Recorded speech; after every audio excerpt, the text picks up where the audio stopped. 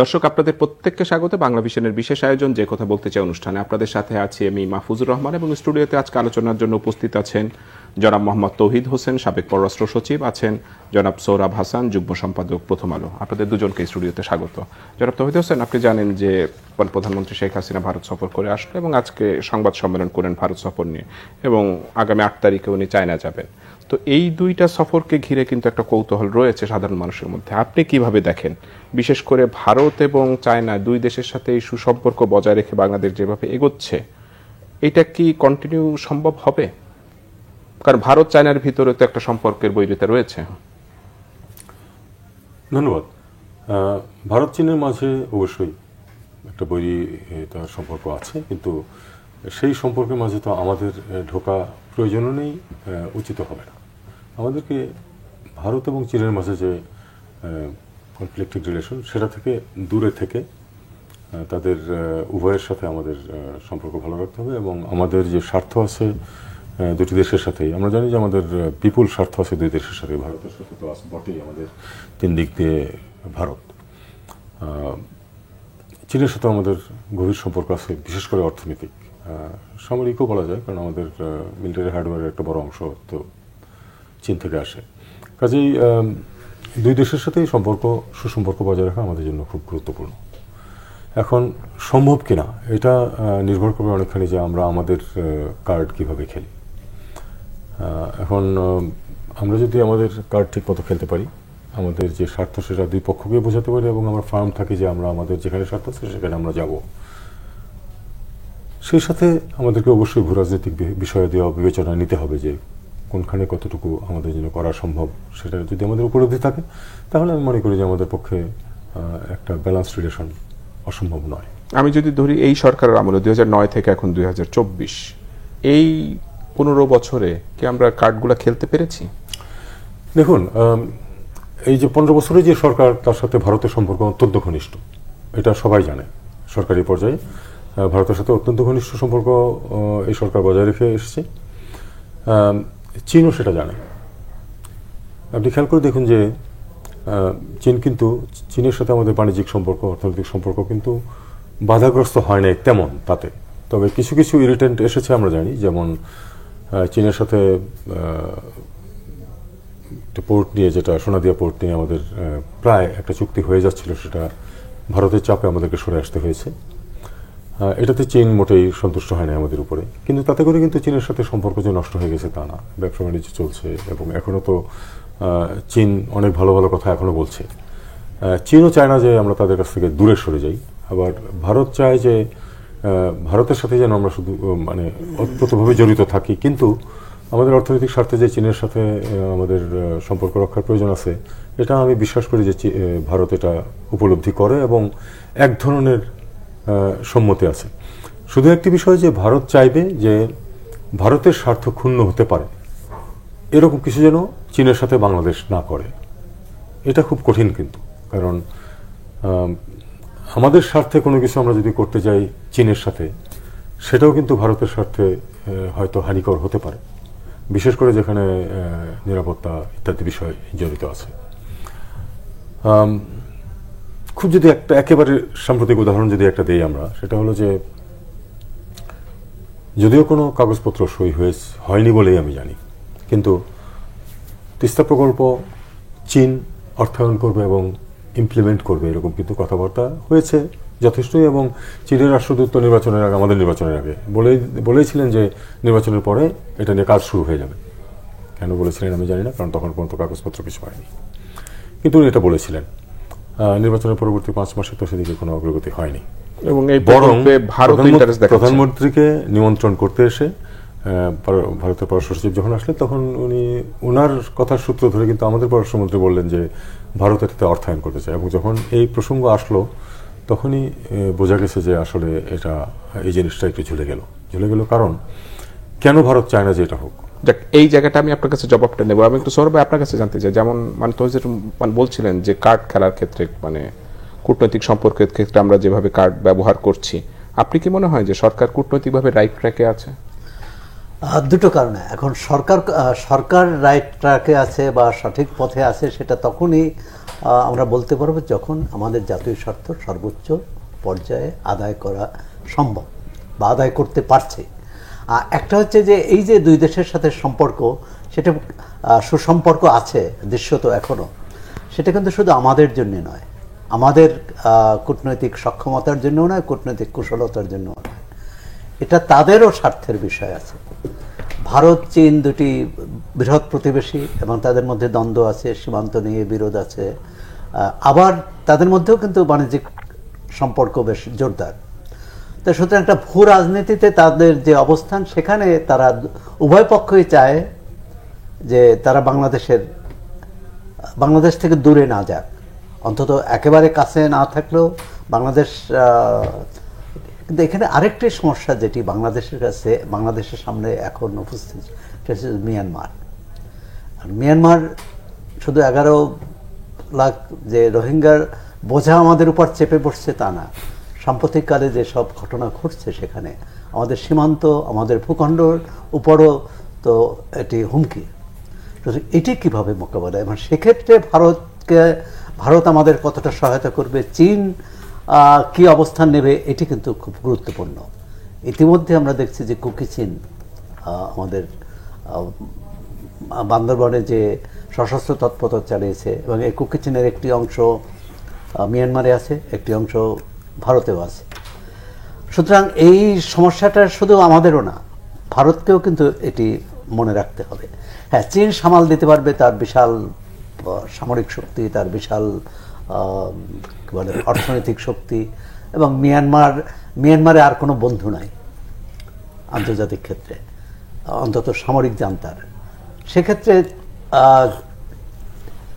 চীনের কথা তাকে শুনতে হবে। এখন আমরা সেক্ষেত্রে যেটি তৌহিদ ভাই বললেন, যে কিছু কিছু ক্ষেত্রে তো আমরা মনে হয় যে আমরা চেয়েও পারিনি, মানে চীনের সাথে সম্পর্ক গড়ার ক্ষেত্রে। এমনকি দুটি সাবমেরিন কেনার পর ভারতের যে প্রতিক্রিয়া হয়েছিল, সেটা কিন্তু খুবই নেতিবাচক। পরবর্তীকালে একটি বোধহয় সামরিক একটা সহযোগিতা এমইউ হয়েছে ভারতের সাথে, যদিও আমাদের সেনাবাহিনীর অনেক সামরিক বিশ্লেষক এবং সেনাবাহিনীর অনেক জ্যেষ্ঠ কর্মকর্তাও মনে করেন যে আমাদের সেনাবাহিনী যেভাবে তৈরি হয়েছে, সেখানে চীনা অস্ত্র বা যুক্তরাষ্ট্র বা অন্য অস্ত্র তারা যতটা মানে ব্যবহার করতে অভ্যস্ত, ভারতীয় অস্ত্র সেই পর্যায়ের নয়। আর সুতরাং এটি একটি আছে। সুতরাং আমাদের সম্পর্কটা যদি শুধু বাণিজ্যিক থাকতো, শুধু স্বার্থ সংশ্লিষ্ট। আরেকটি হচ্ছে, প্রধানমন্ত্রী সফরে গেলেন, 2 সপ্তাহের মধ্যে দ্বিতীয় সফর। প্রথমটা বললাম আনুষ্ঠানিকতা, তিনি কোনো, এটা কিন্তু রাষ্ট্রীয় সফর, ভারতের প্রধানমন্ত্রীর আমন্ত্রণে গিয়েছে। আমাদের সঙ্গে বা এই দুই দেশের মধ্যে বেশ কিছু অমীমাংসিত বিষয় আছে, তারপর তিস্তা একটি, এবং পানি কি বলে গঙ্গার পানি চুক্তি সহ অন্যান্য অভিন্ন নদীর পানির সমস্যা। কোনোটাই আমরা শুধু গঙ্গার, যেটি 26 সালে শেষ হয়ে যাচ্ছে, এখন 26 সালের পর কি হবে, এটি একটি বড় প্রশ্ন। তিস্তার কি হবে? এখন তিস্তার যদি ভারত প্রকল্পে সহায়তা করলো না চীন করলো, তার চেয়ে জরুরি হচ্ছে যে এই প্রকল্প যতদিন না হবে ততদিন কি করবে? ততদিন কি আমাদের উত্তরাঞ্চল শুকিয়ে থাকবে? ততদিন উত্তরাঞ্চলের মানুষ কি বর্ষাকালে ডুবে যাবে এবং বৃষ্টি এবং শুকনোর দিনে তারা চাষবাস করতে পারবে না? এটি কিন্তু খুব জরুরি প্রশ্ন। এখন বাংলাদেশ, আমি জানি না যে এখনও যেসব রিপোর্ট এরকম কোনো আসেনি যে বাংলাদেশের দাবির কথা, বাংলাদেশের জনগণের উদ্বেগের কথা কতটা জোরালোভাবে তুলতে পেরেছে। এখন হতে পারে ভারত আমাদের সহায়তা করতে পারে, কারণ এখন পানি বন্টন দিয়ে কিন্তু ভারত, বাংলাদেশ, চীন, নেপাল কারো সমস্যার সমাধান হবে না। যৌথ নদী ব্যবস্থাপনা করতে হবে। প্রধানমন্ত্রী গতকালকেও বলেছেন যে আমরা শুধু পানি বন্টন চুক্তি না, পানির ব্যবস্থাপনাটা নিয়ে ব্যবস্থাপনা, সেটা বহু বছর ধরে চলে আসছে। তৌহিদ ভাই পররাষ্ট্র মন্ত্রণালয়ে ছিলেন, পররাষ্ট্র সচিব ছিলেন, তিনি জানেন যে এই যে আজকে তাও বিদ্যুতের ক্ষেত্রে চুক্তি হয়েছে, তাই তো? পানির ক্ষেত্রে কিন্তু হয়নি। যে আমরা শুকনো মৌসুমে নেপাল থেকে পানি পাবো, তো নেপাল থেকে পানি তো আর আকাশ থেকে আসবে না, ভারতের উপর দিয়ে আসতে হবে, ভারতের নদী। কিন্তু সে ব্যাপারে কিন্তু এখনো কোনো সমঝোতা নেই। এটা 30-40 এটা স্বাধীনতার পর থেকেই এই আলোচনা চলে আসছে। সুতরাং বন্ধুত্ব হতে হলে, সুসম্পর্ক রাখতে হলে মানে উভয় পক্ষেই ছাড় দিতে হবে। এটা দেবে আর নেবে, মেলাবে মিলিবে, এই মানসিকতা থাকলেই কিন্তু। সেই মানসিকতা কি এখন নাই? জনাব তৌহিদ হোসেন, আপনার কাছে যদি আমি জানতে চাই যে ভারতের সাথে আমাদের বর্তমান সরকারের তো সুসম্পর্ক, আপনি যেটা বললেন, এই দেয়া নেওয়ার ক্ষেত্রে কি ভারসাম্যটা থাকে কিনা? আর আপনি একটু আগে বলছিলেন যে তিস্তা প্রকল্প নিয়ে, এখানে ভারত তো এই প্রকল্পে বিনিয়োগ করতে চায়, চায়নাও চায়, এবং আজকে প্রধানমন্ত্রী বলেছেন যে দুই দেশেরটাই আমরা পর্যালোচনা করে দেশের জন্য যেটা ভালো হবে আমরা সেটাই গ্রহণ করব। সেটা সম্ভব হবে কিনা, না এটা দুই দেশ আসাতে এই প্রকল্পটাই আসলে ঝুলে যাবে? আমি তো আপনাকে একটা সেন্টেন্স প্রথমে বলেছিলাম যে যখনই ভারত এখানে প্রস্তাব দিয়েছে ইনভেস্টমেন্টে, তখনই সন্দেহ দেখা দিয়েছে যে প্রকল্পটি চলে যাবে কিনা। চীন ভারত মিলে একটা সমাধান করতেছে বাংলাদেশের জন্য, এটা তো ওই পানির, এটা ঠিক এখনো চীন ভারতের যে সেট আপ তাতে করে সম্ভব বলে মনে হচ্ছে না। ভারত কেন এগিয়ে আসলো এতদিনে এটাতে অর্থায়নের জন্য? সমস্যা তো ভারতের সৃষ্টি, কারণ আমাদেরকে পানি যদি দিত, আমরা যদি তিস্তায় আমাদের ন্যায্য হিস্সা পেতাম, তাহলে তো এই সমস্যায় আমরা যেতামই না। কারণ এটা প্রকল্প করলেও কিন্তু আমাদের পানির পুরো প্রয়োজন মিট হবে না, একটা অন্তত খানিকটা মানে না থাকার চেয়ে খানিকটা থাকা ভালো, টেম্পোরারি অথবা যে আংশিক একটা সলিউশন আমরা করতে যাচ্ছিলাম।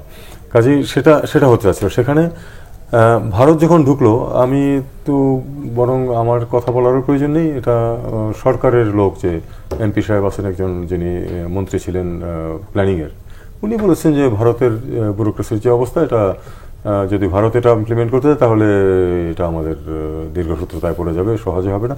চীন যদি করে তাহলে খুব তাড়াতাড়ি হয়ে এটার সুফল পাওয়া যেতে পারে। Not in so many words, exactly এই জিনিসটা উনি বলেছেন।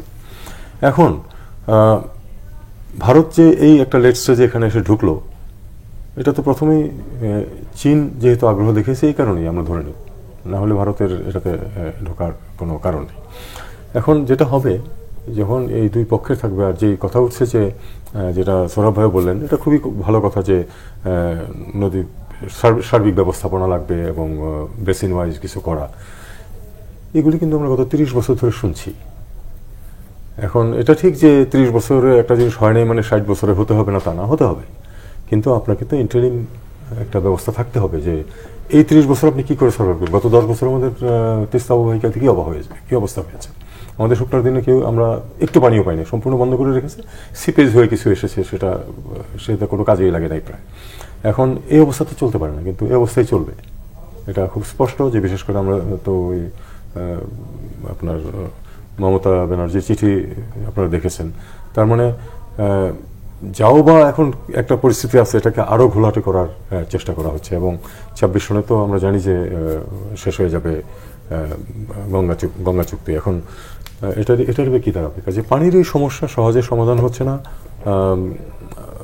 The best we can hope for in Ganga is that যা চুক্তি আছে সেটাকে আরো রিনিউ করা হোক, কারণ এর চেয়ে ভালো আমরা প্রত্যাশা করতে পারি না কোনো অবস্থাতে। এর চেয়ে বেশি সুবিধা আমাদেরকে দিয়ে দেবে এটা তো মনে হয় না। মিয়ানমারের ব্যাপারে উনি যেটা বললেন, মিয়ানমারের বিষয়টা হচ্ছে যে দেখুন, এই একটি বিষয়ে কিন্তু আমরা আমাদের সবচেয়ে ঘনিষ্ঠ যে দুই বন্ধু বলে মনে করা হয় ভারত এবং চীন, কারো কোনো সহায়তা পায়নি। দুই পক্ষই মিয়ানমারের সাথে অত্যন্ত কোজি রিলেশন বহাল রেখে গেছে মিলিটারি রেজিমের সাথে। এমনকি যখন তারা গণহত্যা করছে তখন কিন্তু তারা একটি শব্দ উচ্চারিত হয় না এই দুই দেশের কারো পক্ষ থেকে। কাজেই এখানে এই যে সহায়তা নিয়েই করতে হবে, আমাদের তো সামরিক শক্তি নেই, আমরা কিভাবে করব, এই কথা বলে আমরা টিকতে পারবো না। আমাদেরকে বুঝতে হবে যে আমাদের দেশটা একেবারে ছোট না, আমাদের আর্থিক এবং অন্যান্য সামর্থ্য একেবারে কম না। কাজেই মিয়ানমারের সাথে একটা সমস্যার সমাধানের জন্য আমাদেরকে সবসময় খালি অন্যদের উপরে নির্ভর করতে হবে। আমাদের এই অ্যাটিটিউড থেকে আমাদেরকে বের হয়ে আসতে হবে। যে ভাষায় কথা বলে তার সাথে সেই ভাষাতেই কথা বলতে হবে। কাজে আমি বলছি না যে আমাদের যুদ্ধ করতে হবে মিয়ানমারের সাথে, কিন্তু আমাদেরকে অবশ্যই কিছু শো অফ ফোর্সের প্রয়োজন আছে। এমনকি মিয়ানমার যখন খুব বাজেভাবে আমাদের এয়ার স্পেস লঙ্ঘন করতেছে, আমাদের গুলি করতেছে আমাদের নৌকার দিকে, আমরা তখন চুপ করে বসে আছি। তো এটা তো this is not the way to deal with a regime like Myanmar. আমরা তো পরিস্থিতি পর্যবেক্ষণ করি না, পর্যবেক্ষণ করলে তো হবে না। পর্যবেক্ষণ করবেন ওখানে যখন গুলি হয়েছে তখন ওখানে 3টা জাহাজ পাঠিয়ে দেন, তারপরে পর্যবেক্ষণ করেন। আমি এটা কিন্তু শুধু আপনাদেরকে আমি এটা বলেছি, লেখাতেও বলেছি, আমি বলেছি যে এটা এভাবে সমাধান হবে না, আমাদেরকে অবশ্যই শো অফ ফোর্স করতে হবে। আমরা এই একটা মিয়ানমার সেনাবাহিনীর কতটুকু শক্তি এখানে নিয়োজিত, খুব বেশি না, তারা সারা দেশে তো সমস্যা আছে, সেটুকু যদি আমরা ট্যাকল না করি, শুধু অন্যদের দিকে তাকিয়ে থেকে যে চীন আমাদের হয়ে করবে বা ভারত আমাদের হয়ে করবে, এটা কোনো সমাধান হতে পারে না। কিন্তু একটা তো পপুলার কথা রয়েছে যে এই সরকার ভারত বা চীনকে যেভাবে সহায়তা করে বা যত কিছু দিয়েছে তার বিনিময়ে আসলে কি পেল? আমি কিন্তু আপনার কাছে বিনিময়ে আমরা একটা রোহিঙ্গা সমস্যার সমাধান 7 বছরে হলো। রোহিঙ্গা বাদ দেন, আপনি একেবারে দ্বিপাক্ষিক বিষয়গুলি ধরেন। রোহিঙ্গা তো ধরুন, রোহিঙ্গা এবং বাংলাদেশের বিষয়টা হলো ভারতকে আমরা সহায়তা চাই, আমরা চাই যে চীন সহায়তা করুক, কিন্তু তারা সরাসরি জড়িত না। ভারতের সাথে আমাদের যেসব দ্বিপাক্ষিক বিষয় আছে সেদিকে আমরা বরং তাকাই। খুব এক বাক্যে যদি আমি এটাকে বলি, আমরা গত 15 বছরে ভারতের যেসব কনসার্ন ছিল সেগুলিকে আমরা মিট করেছি, এই সরকার সেগুলি মিট করেছে। প্রধানমন্ত্রী নিজে বলেছেন যে ভারতকে আমরা যা দিয়েছি তারা কোনোদিন ভুলবে না। সেটা বিনিময়ে আমাদের যে কনসার্নগুলি ছিল তার একটুও সমাধান হয়নি। কেউ ওই ল্যান্ড বাউন্ডারি কথা বলছেন, এটা এখানে মোটেই রিলেভেন্ট না। এই কারণে যে ল্যান্ড বাউন্ডারির সমস্যাটা কি ছিল বলেন? ল্যান্ড বাউন্ডারির সমস্যা ছিল যে কিছু ভারতীয় নাগরিক বাংলাদেশে ছিল, কিছু বাংলাদেশি নাগরিক ভারতে ছিল, তাদের সংখ্যাটা খুব বড় না, দুই দেশের তুলনায় সেটা কিছুই না। তারা সাফার করছিল, তাদের সাফারিং দূর করা এটা বাংলাদেশের কোনো ফেভার করা না, কারণ এটা দুই দেশেরই বিষয়। একটা অতি ক্ষুদ্র একটা বিষয় যেটা আমরা সমাধান করেছি 74 সনে, আমাদের দিক থেকে যা করার সেটা করতে 40 বছর লাগিয়েছে ভারত। কাজে এখানে ক্রেডিট নেওয়ার কিছু নাই যে আমরা তো একটা সমস্যার সমাধান করে দিচ্ছি, বাংলাদেশ তো খুশি হওয়া উচিত। আমাদের এটাতে খুশি হওয়ার কিছু নাই। এখানে আমাদের যতটুকু খুশি হওয়ার আছে, ভারতের ঠিক ততটুকুই খুশি হওয়ার আছে যে তাদের নাগরিকদেরও এই যে যন্ত্রণায় যারা ছিল তাদের কোনো সমস্যা হচ্ছে না। তাহলে বাকি বিষয়গুলিকে আপনার দেখতে হবে। বাকি বিষয়গুলির মধ্যে ভিজিবিলিটির দিক থেকে দুটো জিনিস ছিল, মানে দৃশ্যমানতা। একটা তিস্তা, একটা হলো সীমান্ত হত্যা। দুটির একটি তো সামান্যতম কোনো অগ্রগতি হয়নি, এবং 14 সনে প্রায় একটা চুক্তির কাছাকাছি পৌঁছে গেছিলাম আমরা এই তিস্তা নিয়ে, সেটা আজকে পর্যন্ত হয়নি। এটা তাদের অভ্যন্তরীণ ব্যাপারে কি সেটা আমার মাথা ব্যথা না, সেটা তাদের মাথা ব্যথা, তারা কিভাবে ঠিক করবে। কিন্তু আমার সাথে যে কমিটমেন্ট, আমার যে অধিকার সেটা দেওয়া, তো তাদের সেটা হলো তাদের আন্তর্জাতিক সম্পর্কের ক্ষেত্রে দায়িত্ব। তা আমরা ভারতের থেকে এই দাবিগুলো আসলে পূরণ করতে পারি না কেন, মানে জনাব সৌর হাসান? এইটা আরেকটা বিষয়, যেমন বলছিলেন মমতা তৌহিদ হোসেন যে তিস্তা চুক্তি নিয়ে মমতার সাথে কেন্দ্রের কি ঝামেলা সেটা আসলে আমাদের দেখার বিষয় না। এইটিকে আসলে রাজ্য এবং কেন্দ্রের ভিতরে কোনো বৈরিতা, না এটা ভারতের একটা কৌশল? এখন সেটা সময় বলে দেবে কৌশল কিনা। আর যেটা বলতে আমরা কেন পারি না, প্রথমত হচ্ছে আমরা সমস্যা সেটা আমরা উপলব্ধি করি কিনা, উপলব্ধি করার পর মানে কি করণীয় সেটি নির্ধারণ করি কিনা। যদি সেটি না করি, প্রথমেই তো হচ্ছে আমাদের নেতা নেত্রী, আমাদের নীতি নির্ধারক, এমনকি কূটনীতিকদেরও তাদের ভাষাভঙ্গিতে মনে হয় না যে কোনো সমস্যা আছে। তখন আমি যখন বলছি যে সমস্যা নেই, আমাদের দ্বিপক্ষীয় সম্পর্ক সর্বোচ্চ পর্যায়ে, তখন কিন্তু এগুলো পিছনে পড়ে যায়। অর্থাৎ বাংলাদেশের যে উদ্বেগ, উৎকণ্ঠা, আমি তৌহিদ ভাইয়ের সাথে একমত যে ভারতের উদ্বেগ আমরা দূর করেছি। এটা ভালো যে একটা দুই প্রতিবেশী দেশের মধ্যে এক প্রতিবেশী দেশকে নিয়ে আরেক দেশ উদ্বেগে থাকবে কেন, এবং যেখানে চীন আরেকটি বড় প্রতিবেশী দেশ, আর সেটি বাংলাদেশ যথার্থই করেছে। কারণ দুই প্রতিবেশী দেশের মধ্যে বৈরিতা রেখে মানে এগোনো যাবে না। দ্বিতীয় হচ্ছে যে ভারত তো বড় দেশ, তার অর্থনীতি বড়, তার ব্যবসা বাণিজ্য বড়, তার আকার বড়, তাদের মধ্যে আরেকটু উদারভাবে দেখা উচিত প্রতিবেশীদের সাথে। বাংলাদেশের সাথে সর্বোচ্চ সম্পর্ক, এটি কেন? ভারতের অন্য প্রতিবেশীদের সাথে কোনো না কোনো গোলমাল আছে। পাকিস্তানের কথা বাদই দিলাম, নেপাল, শ্রীলঙ্কা, একমাত্র বোধহয় ভুটান আর বাংলাদেশের সাথে তাদের কোনো সম্পর্ক নেই, কোনো বিরোধ নেই। ভুটানের সাথে আসলে কারোর বিরোধ। দ্বিতীয় হচ্ছে আমাদের সক্ষমতা বাড়াতে হবে। এটা অর্থনৈতিক সক্ষমতা, যেটুকু এখন ভারতের সাথে আমরা কথা বলতে পারি সেটা কিন্তু আমাদের অর্থনৈতিক সক্ষমতার কারণে, এমনকি সামরিক সক্ষমতার কারণে। কারণ 40 বছর আগে যে অবস্থায় আমাদের প্রতিরক্ষা বাহিনী ছিল সেই অবস্থায় নেই। সুতরাং অর্থনৈতিক সক্ষমতা বাড়াতে হবে।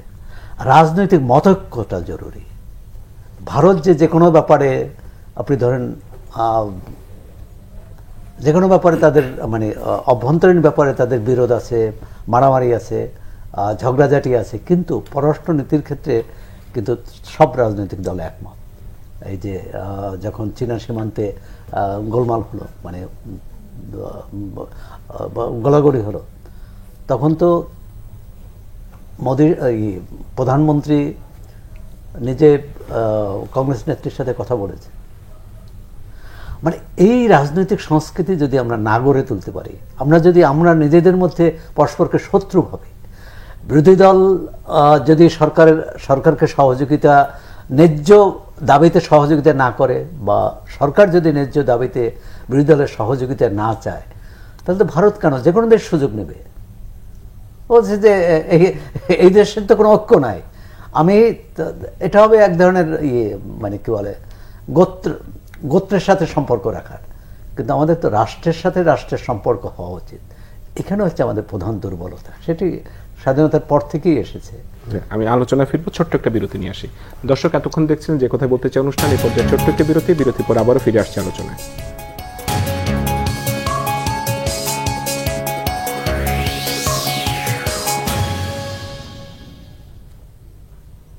দর্শক বিরতির পরে আপনাদেরকে আবারও স্বাগত যে কথা বলতে চাই অনুষ্ঠানে। বিরতির আগে আপনারা আলোচনা শুনছিলেন জনাব মোহাম্মদ তৌহিদ হোসেন, সাবেক পররাষ্ট্র সচিব, এবং সৌরভ হাসান, যুগ্ম সম্পাদক, প্রথম আলো। জনাব তৌহিদ হোসেন, আপনি বিরতির আগে বলছিলেন যে দুটো ইস্যুতে আসলে আমরা খুব বেশি অগ্রগতি হতে পারিনি। তার মধ্যে একটা হলো সীমান্ত হত্যাকাণ্ড, আর একটা হলো তিস্তা।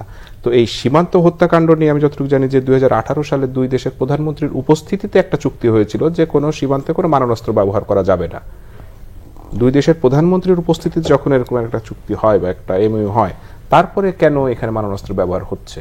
এবং আগে সীমান্ত হত্যাকাণ্ড হলে আমাদের সরকার বা পলিটিশিয়ানদের যে বডি ল্যাঙ্গুয়েজ থাকতো, এখন তো সেটাও পরিবর্তন হয়ে গেছে।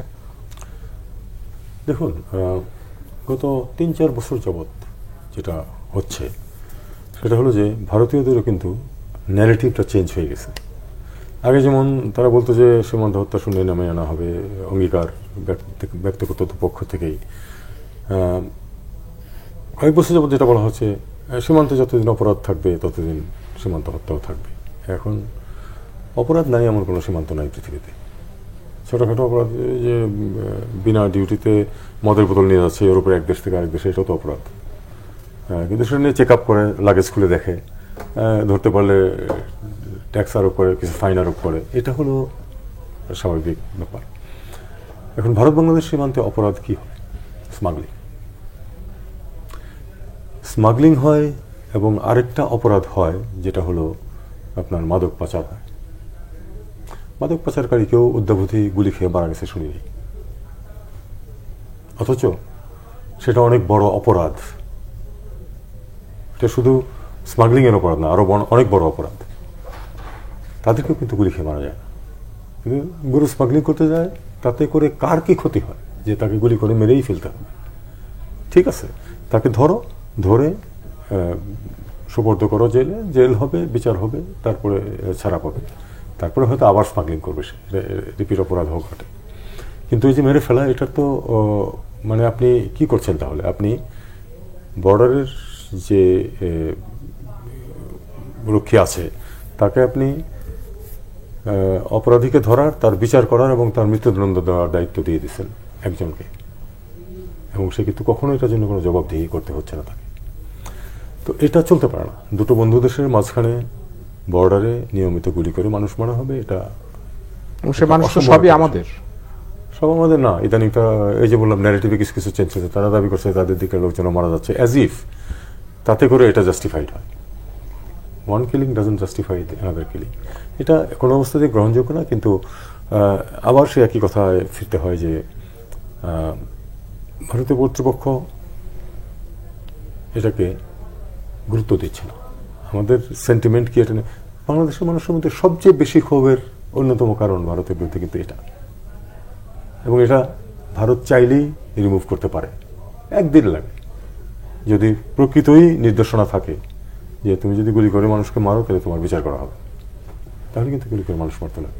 এবং তাদের এমনকি বড় বড় অফিসাররা পর্যন্ত মিটিংয়ে বসে দাবি করে যে না, তারা আত্মরক্ষার্থে গুলি করেছে। এখন এটা তো একেবারে মানুষের যে কমন সেন্স যেটা জেনেছে আত্মরক্ষার চেষ্টা করা, সেটার সাথে তো সাংঘর্ষিক। কারণ স্মাগলার জানে যে ওই লোকটার হাতে বন্দুক আছে, যেটা দিয়ে গুলি করলে আমি মারা যাব, সে কোনোদিনই তাকে লাঠি নিয়ে বা দা নিয়ে মারতে যাবে না, যেই অজুহাত তারা দেখায়। এই গল্প বিশ্বাসযোগ্য না, কিন্তু তারা এই গল্প তারা মাঠ পর্যায়ে বলছে এবং আনফর্চুনেটলি উচ্চ পর্যায়েও সেটা গ্রহণ করছে। আমি বিশ্বাস করি যে বাংলাদেশ এবং ভারতের মধ্যে খুব ভালো সম্পর্ক থাকা উচিত, আমি গভীরভাবে বিশ্বাস করি।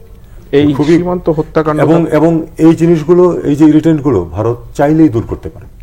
যেখানে তাদের স্বার্থ, এখানে তাদের কোনো স্বার্থও নেই আমি মনে করি। যেখানে স্বার্থের প্রশ্ন আছে সেখানে তারা আমাদের সাথে হার্ড বার্গেন করুক, ঠিক আছে। সৌরভ ভাই বলছিলেন যে বড় আছে তার তো আর একটু ম্যাগনানিমিটি দেখাতে হয়। পৃথিবীতে সব বড় দেশ যারা আছে তারা সেটা দেখায়, ভারতীয়রা সেটা দেখাতে যদি না চায়, তারা যদি নিজেদেরকে তাদের হাতটা বড় এটা প্রমাণ করতে না চায়, ফাইন। সেক্ষেত্রে দ্বিপাক্ষিক আলোচনার মাধ্যমে স্বার্থ সংশ্লিষ্ট বিষয়গুলি নিয়ে আমরা ঠিক আছে একটা সিদ্ধান্তে পৌঁছি।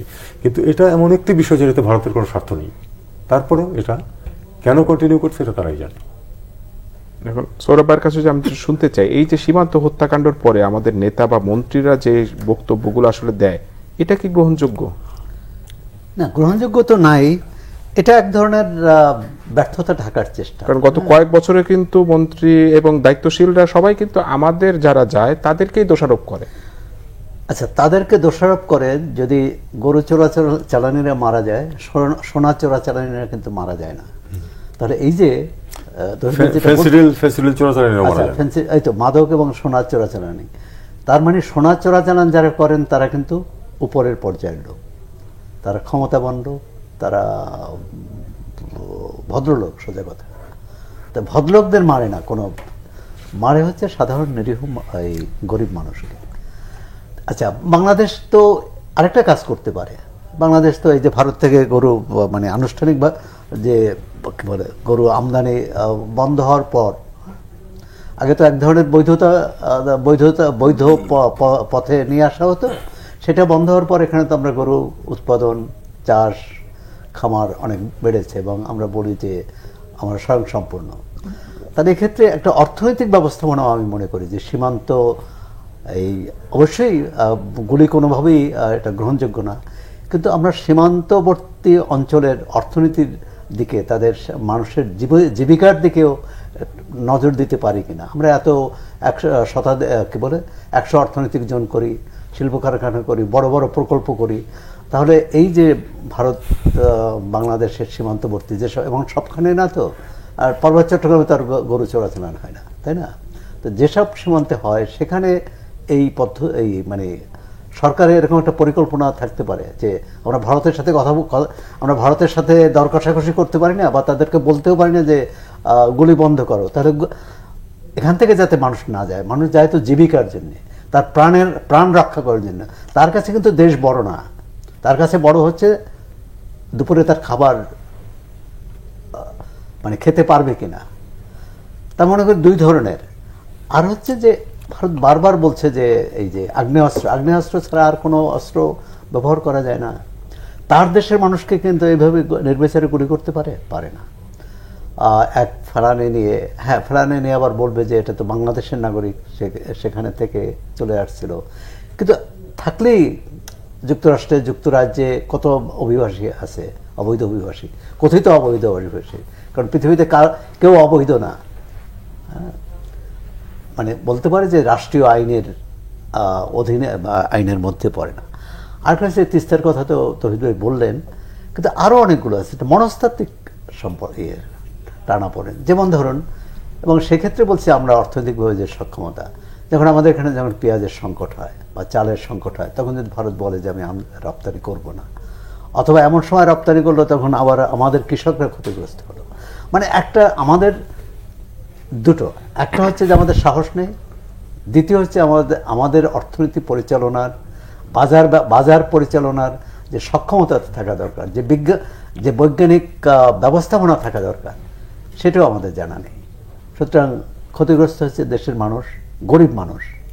এই ক্ষতিগ্রস্তর বিষয়টা যদি আমি জানি যে কানেক্টিভিটি চালু হয়েছে এবং রেল যোগাযোগ বাড়ানোর ব্যাপারেও চালুর ব্যাপারেও এইবারের সফরে আলোচনা হচ্ছে প্রধানমন্ত্রী এবার সফরে, তো এইখানে আমাদের স্বার্থটা কি আসলে রক্ষিত হয়? কারণ এর আগে তো আমরা ট্রানজিট দিয়েছি, সেইখানে আমাদের আসলে কি লাভ হলো?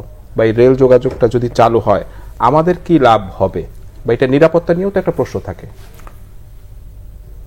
নিরাপত্তা নিয়ে অন্তত স্বাভাবিকভাবে যখন শুধু কমার্শিয়াল গুডস যাতায়াত করবে তখন নিরাপত্তা নিয়ে কোনো সমস্যার সৃষ্টি হবে না।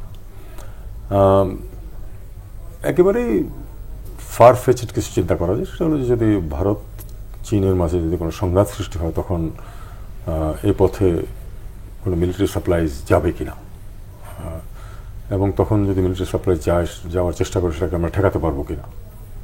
এখন ভারত যদি কোনো কিছু চায় সেটা ঠেকানো আমাদের জন্য কঠিন হবে, এটা তো আমরা জানি। এবং সেক্ষেত্রে কিন্তু এই আশঙ্কাও থেকে যায় যে সেটা তো চীন সেটাকে বৈরী আচরণ হিসেবে দেখতে পারে। আমি একেবারেই থিওরিটিক্যাল বলছি এটা, আমি আশা করি যে এই জিনিস কখনোই ঘটবে না।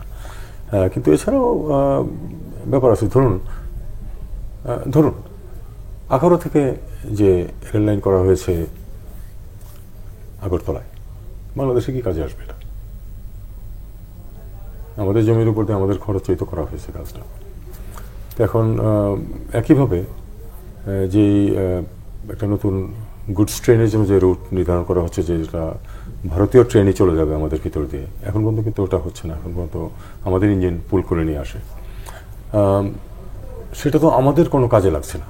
কিন্তু সম্ভবত সেটাতে আমাদের ইনফ্রাস্ট্রাকচার ইমপ্রুভ করতে হবে যদি এই ফ্যাসিলিটিটা দিতে হয়। কারণ রেলওয়ে থেকে যেটুকু জানতে পারলাম, রেলওয়েতে কাজ করতেন একজন, তিনি যেটা বললেন যে এটা তো অলরেডি এই রুটটা অলরেডি ওভারলোডেড, যেটুকু ক্যাপাসিটি আছে সেটা পুরোটাই ব্যবহার করছি আমরা। ভারতীয় ট্রেনকে এই সুযোগ দিতে গেলে আমাদের আসলে ফ্যাসিলিটিস বাড়াতে হবে। সেই ফ্যাসিলিটিস কার খরচে বাড়বে? এগুলি কিন্তু খুব পার্টিনেন্ট প্রশ্ন।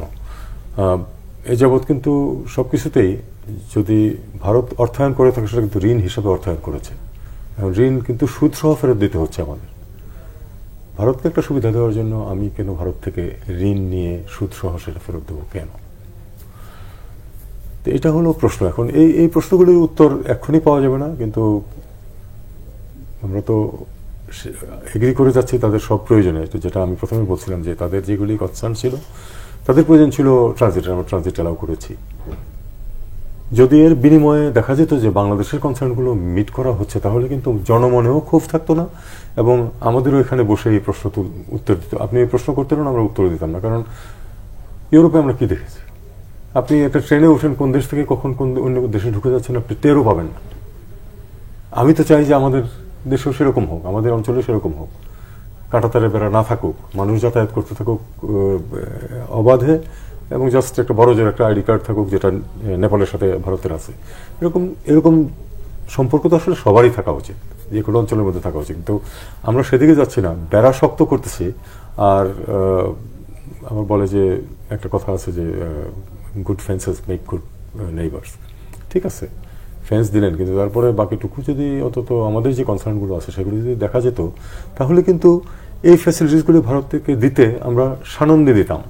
যে ভারতের অসুবিধা হচ্ছে, ঠিক আছে, আমরা তা মিট করি, আমাদের প্রয়োজনও ভারত মিট করছে। কিন্তু এই কথাটা আমরা বলতে পারছি না, মনস্তত্ত্বের জায়গাটায় আসলে একটু ঘাটতি থাকে। সৌরভ ভাই, এইখানে যখনই আমরা ভারত বাংলাদেশ প্রসঙ্গ আনি বা সম্পর্কে বিষয় আনি, একটা কথা প্রায় শোনা যায় দুই দল থেকেই, যে দেশ বিক্রি করে দিচ্ছে। এটা দুই দল, বিএনপিও বলে, আওয়ামী লীগও বলে যে দেশ বিক্রি হয়ে যাচ্ছে। দেশটা কি এত সস্তা যে বিক্রি হয়ে যায়? এবং এই জাতীয় উদাহরণ যখন রাজনীতিবিদদের মুখ থেকে আসে, সাধারণ জনগণ হিসেবে কি রাজনীতিবিদদের প্রতি একটা আস্থাহীনতা তৈরি হয় কিনা? না, এটাও তো জনগণকে মানে জনসমর্থন পাওয়ার জন্য এসব কথা, দেশ বিক্রি করা বা দেশ উদ্ধার করা। এই উপমাটা কি অন্যান্য দেশে কি ব্যবহার হয়? এটা হয়, উপমহাদেশে তো হয়, পাকিস্তান আমলেও আমরা তো দেখেছি, নেপালেও এই রাজনীতি আছে। সুতরাং এটি যে বাংলাদেশে অভিনব তা নয়।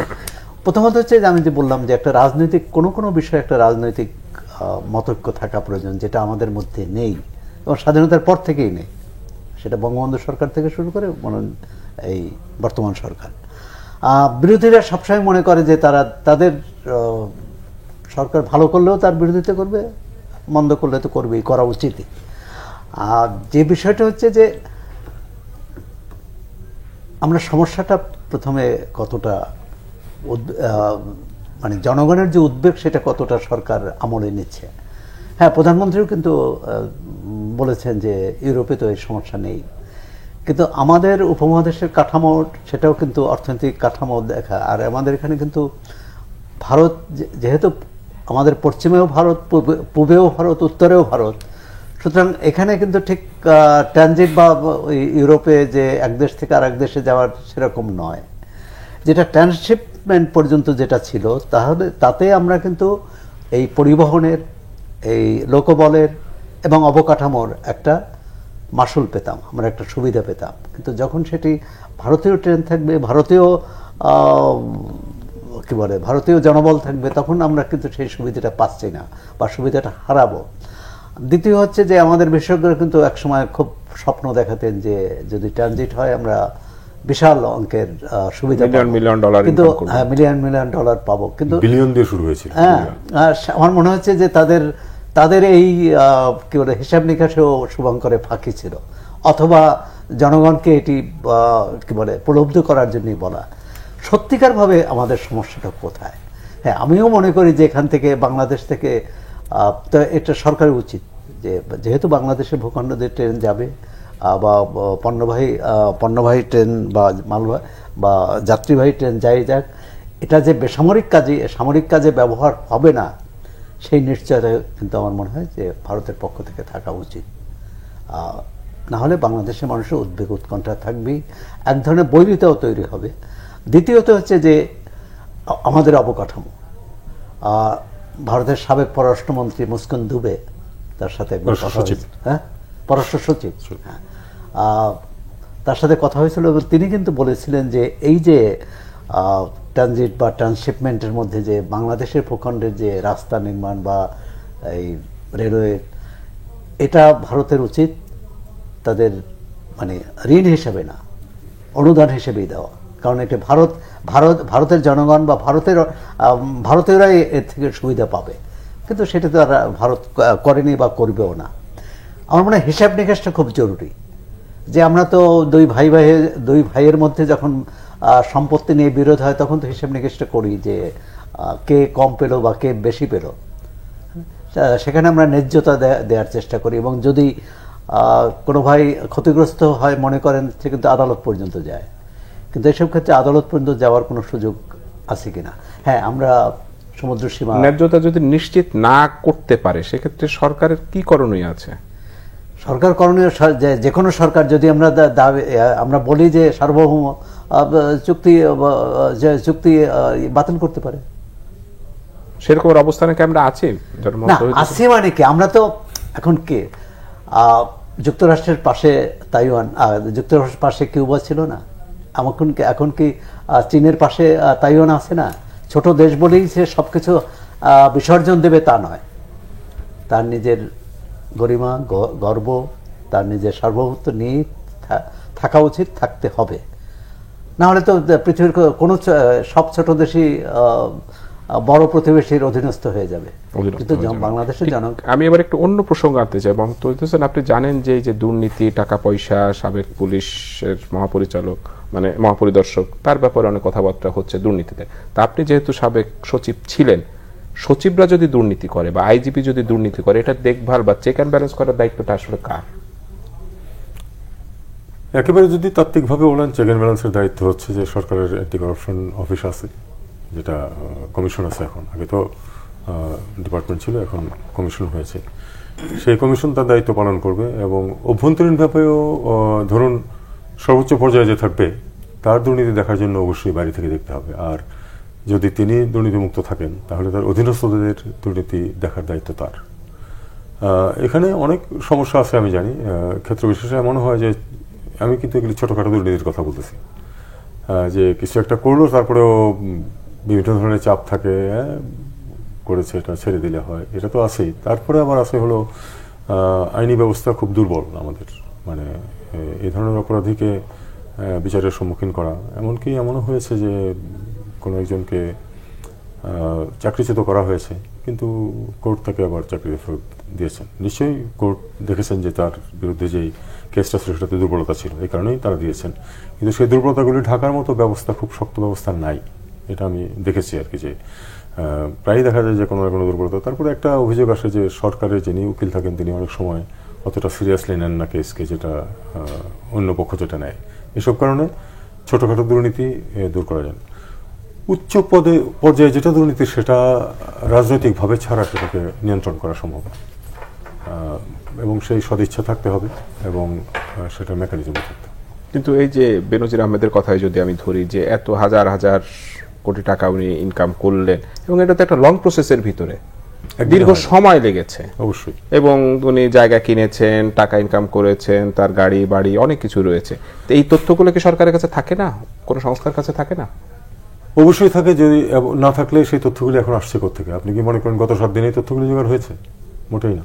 তথ্যগুলি ছিল, কিন্তু ব্যবস্থা নেওয়া যেটা সেটা করা হয়নি। কেন করা হয়নি এটা তো আমি বলতে পারবো। মানে সৌরভ ভাই যদি বলেন যে আসলে কেন করা হয় না, কারণ সরকারের পক্ষ থেকে তো বলা হয় যে দুর্নীতির বিরুদ্ধে 0 টলারেন্স। কথাও কাজে তো অনেক দূরত্ব। প্রশ্ন হলো এই কোন কোন সরকারি প্রশাসনের অনেকগুলো শাখায় বিভাগে দুর্নীতিটা একটি পদ্ধতিগত বৈধতা নেওয়া হয়েছে। যেমন আপনি যখন রাষ্ট্রের সেবা নিতে যাবেন, আপনাকে তার জন্য ঘুষ দিতে হবে বা অতিরিক্ত সুবিধা দিতে হবে। আর সেটি আপনি পুলিশের ক্ষেত্রে বলুন, সেটি যদি রাজস্ব বিভাগের ক্ষেত্রে বলুন। আপনি বেনজির আহমেদের কথা শুধু বললেন, মতিউর রহমান তিনি সচিব হননি, তিনি সদস্য, এবং তিনি তার যে সম্পদের হিসাব আমরা পেলাম সেটাও কিন্তু, এবং কিভাবে হলো তার সম্পর্কে সাবেক এনবিআর এর সাবেক চেয়ারম্যান বদিউর রহমান তিনি লিখিতভাবে তিনি তার বইয়ে আছে, গতকালকে আমাদের অনুষ্ঠানে এসেছিলেন, অনুষ্ঠানে এসেছেন, তিনি কোদালকে কোদাল বলিব বলে তিনি তাকে চট্টগ্রাম থেকে রাজশাহী বদলি করেছিলেন। তৎকালীন সেনাপ্রধান সহ সেনাপ্রধান, চট্টগ্রামের যিনি সেনাবাহিনীর দায়িত্বপ্রাপ্ত ছিলেন তিনি, এবং সিজিএস অন্তত 4-5 জন কি বলে শীর্ষস্থানীয় সামরিক কর্মকর্তা তার পক্ষে তদবির করেছেন। এমনকি এনবিআর এর 4 জন সদস্য বলেছেন যে তাকে বদলি করে আপনি রাখতে পারবেন না। এবং ঘটনাও কিন্তু শেষমেশ তাই ঘটলো, বদিউর রহমানই ওখানে থাকলেন না আর কয়েক মাস পরে, এবং তিনি তার চলে যাওয়ার, তবে বদিউর রহমান যতদিন চেয়ারম্যান ছিলেন তাকে করেননি। আরও যে ভয়াবহ যে আমরা খবর পাই যে এই মতিউর রহমান তিনি সাবেক অর্থমন্ত্রী শাহ এএসএম কিবরিয়ার সাথে তার ঘনিষ্ঠতা ছিল, সাইফুর রহমানের সাথে তার ঘনিষ্ঠতা ছিল, এবং সাইফুর রহমানের স্ত্রী মারা যাওয়ার পর তিনি কান্নাকাটিও করেছেন কবরস্থানে যেয়ে। তাই আমাদের চিন্তা করুন, একজন সরকারি পদস্থ সরকারি কর্মকর্তা, বিসিএস ক্যাডার, তিনি ট্রেডে ছিলেন, পরবর্তীকালে করে চলে আসছেন। মানে আমাদের মানসিকতা, আমরা কোথায় যাচ্ছি? এবং তিনি একজন মতিউর রহমান রাজস্ব বিভাগে আছেন, একজন বেনজির কি শুধু পুলিশ বিভাগে আছেন, এবং আরও তো ডিআইজি বা এই পর্যায়ের যেসব বেরোচ্ছে, একজন সোহেল রানা, শেখ সোহেল রানা, তিনি হলে পড়ে একজন থানার এসআই না এসআই, তিনি কোটি কোটি টাকা নিয়ে সীমান্তের উপরে চলে গেছেন, আমরা তাকে ফেরত আনতে পারিনি। তো দুর্নীতি বোধহয় আমাদের একটা কি বলে, দুর্নীতি একটা নীতি হয়ে গেছে। তো এটা যখন হয়, এবং এর বিরুদ্ধে যদি মানে রাষ্ট্রের যারা নীতি নির্ধারক, যারা সরকার বলেন যে এখন নির্বাচনী ইশতেহারে তো শুধু 0 টলারেন্স লিখলে হয় না, প্রতিটা পদক্ষেপে কি নেওয়া হচ্ছে সেটি হচ্ছে বিষয়। আমার মনে হচ্ছে দুর্নীতি এরকম, হ্যাঁ আমরা বলি যে দৃষ্টান্তমূলক দিয়ে একটা শাস্তি দেওয়া, হ্যাঁ তাহলে অন্যরা হয়তো এখন হয়তো অনেকে কি বলে একটু সমঝে চলবে। কিন্তু আবার যদি দেখে যে বিচার হচ্ছে না, আরও যে ভয়ের বিষয়, মানে উদ্বেগের বিষয়, সেটা হচ্ছে বেনজির আহমেদ বলা হচ্ছে যে তিনি চলে গেছেন। আজকে প্রধানমন্ত্রী বলেছেন যে যাদেরকে আসলে টাকার নেশায় পড়ে যায় তাদেরকে দেশ ছেড়ে পালাতে হয়। এই দেশ ছেড়ে পালানোটাই কি সমাধান এটা কিনা? এটা তো খুবই প্রধানমন্ত্রী খুবই কি বলে তাদের প্রতি খুবই সদয় হয়ে এই মন্তব্য করেছেন। প্রথমত হচ্ছে যে কথা হচ্ছে যে তারা যারা অন্যায় করেছে তাদের প্রতি ব্যবস্থা নেওয়া, এবং তার অধীনস্থ যাদের ব্যবস্থা নেওয়ার দায়িত্ব ছিল তারা যে নেননি তাদের বিরুদ্ধে কি ব্যবস্থা নেওয়া হবে। ঠিক যে তারা এখন তো অনেকে বলে যে গরিব মানুষ কিন্তু অন্য কোনো থাকে না, বলে যে আল্লাহ বিচার করবে। এখন আমরা তো এর উপর ছেড়ে দিতে পারি না।